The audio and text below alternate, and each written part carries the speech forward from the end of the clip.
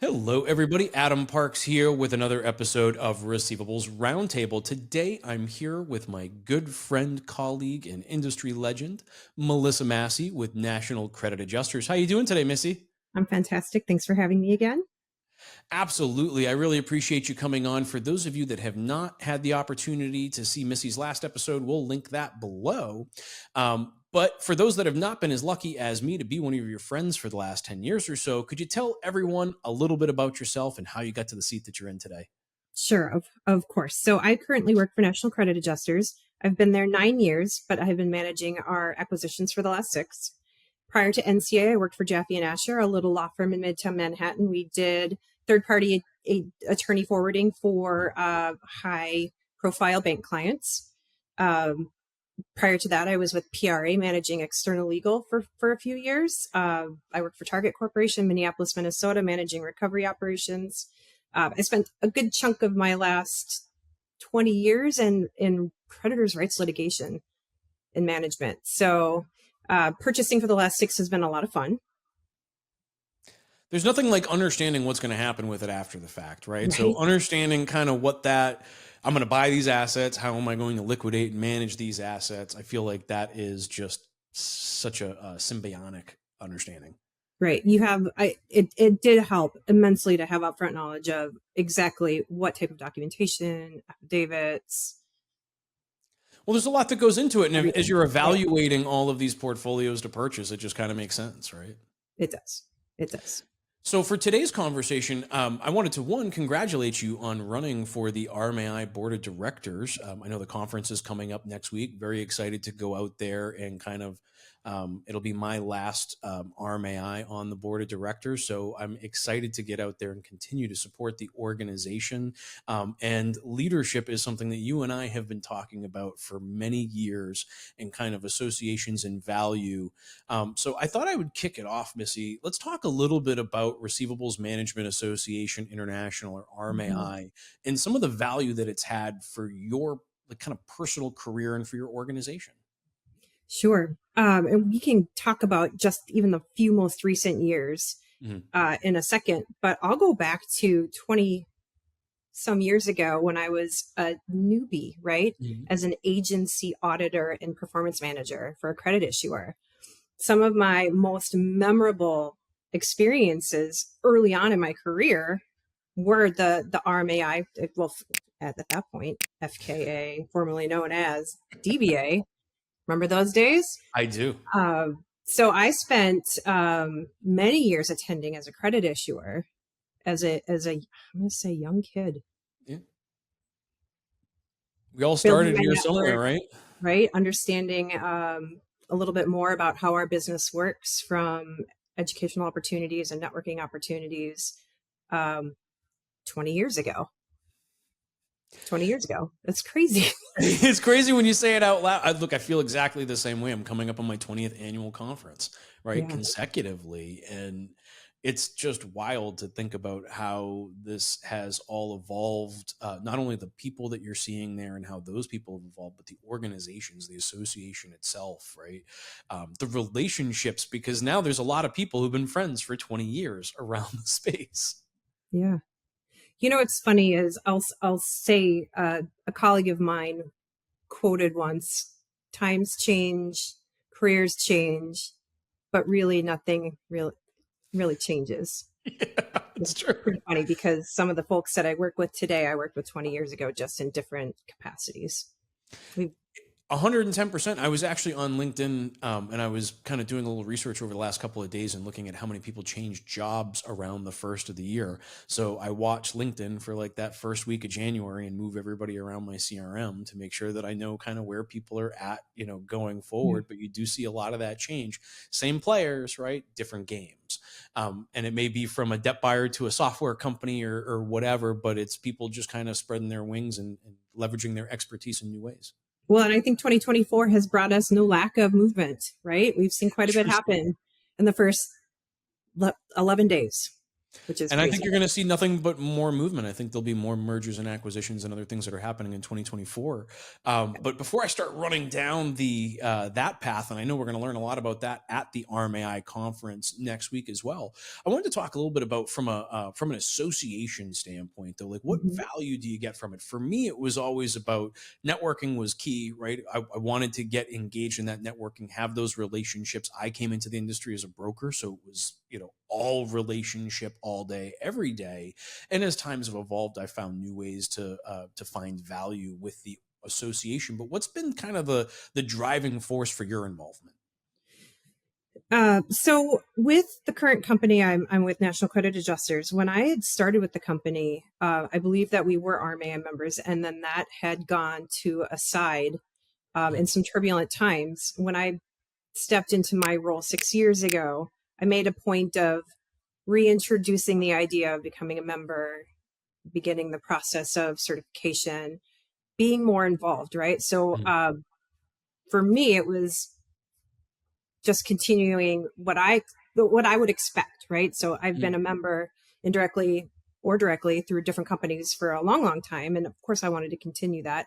Um, for my company, it was reputation management, right? So Mhm. there's a whole lot that's associated with legitimizing Sure. the Certification has gone a long way towards achieving that too, right? right. Leveraging that certification, which I think when it first came out, I think everybody in our industry is skeptical to begin with.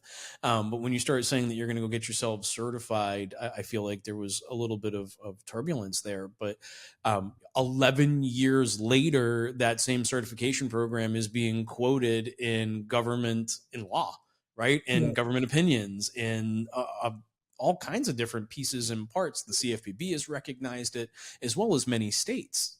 I feel like that really does go a long way towards the legitimization of individual organizations, especially since you have that third party audit component. Yeah. Yeah, so it was a good way to just stand up and say, all right, listen, we're here. We're a, we're a fantastic operation. Let us show you. Mhm. And it was just a good way to re-engage and reconnect with so many folks that I've known for a very, very long time. Absolutely. And it looks like as the organization started to get involved, your personal involvement exponentially exploded. I know when I was first on the board, we started talking a little bit, and I've just kind of seen that massive growth over the past couple of years. What are some of the things that you've specifically been involved in across the association? So it started with attending the conferences, right? And then I extended to Executive Summit, um, the Summit. regional events, sponsorships, certification, um, and for the last couple of years, I've been part of committees. And Mhm. if you have received the survey to join a committee and you didn't send that back, I think that there's still time. Although while we're airing today, there or we're recording today, there's still time. I'm not sure by the time And this when actually it airs. actually airs, if you True. haven't done it yet, guys, I highly suggest that you get that out there and do it. That is the first step to involvement with the association. Right, right. And I didn't know that it was just as simple as filling out a survey and all right, come on board, Missy, let's do this. Mhm. And before I knew it, I was a part of two big committees. Look, the first step is to get involved, right? The first action that we take is filling out that survey to get involved. But, for the last 10 years or so, I've been shouting from the rooftop, specifically the last three, as the incoming president and past president of RMAI, get involved. Everybody wants to know there is no good old boys club. Everybody has an opportunity to participate. I think why you see the same organizations tend to be on the board is because those are the individuals that are willing to put in the work. And I don't think it's closed to anybody. I've been through this. I'm not from any famous organization or well known debt buyer. As I was coming onto the board, I worked for a very small debt buyer in Texas at the time.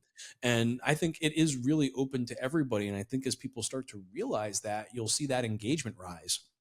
The membership engages in some incredible ways, and that engagement has grown exponentially through the years. Mhm. I'm really excited to see what happens over the coming years as the association continues to bring in great people with great experience from around the industry to lead the way. Yeah.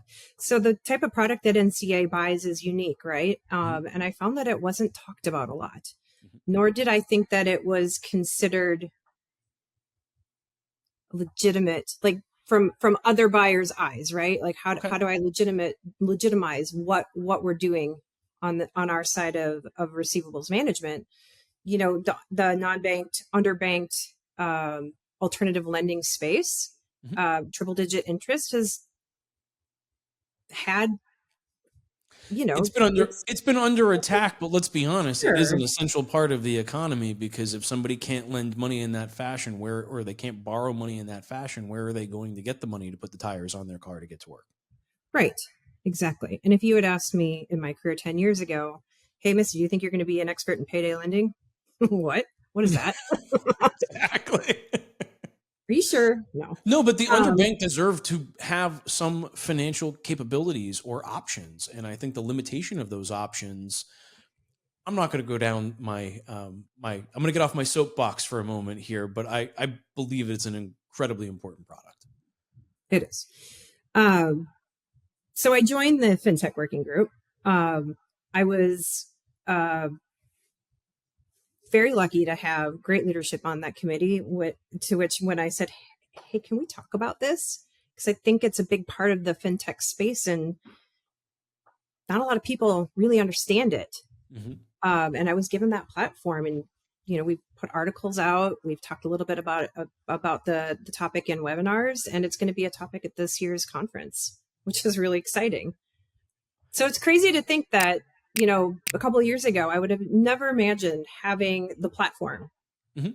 But really, at the end of the day, all you have to do is show up, get your hands dirty, and put in the work.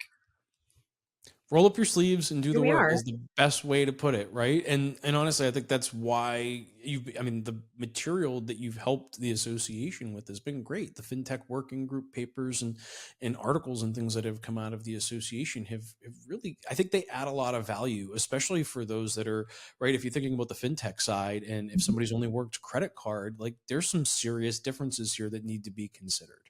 And it's important that we be educating each other to make sure that we're all right. Like the rising tide rises all boats. And I think Yep. that's a good way for us to look at each other and the value of working with an association and volunteering your time.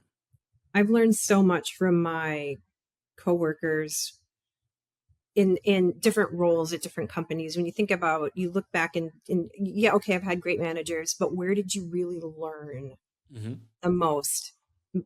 Any place I had a good group of peers that would challenge you, that had different skill sets, that had great conversations that you could bounce things off of without feeling threatened.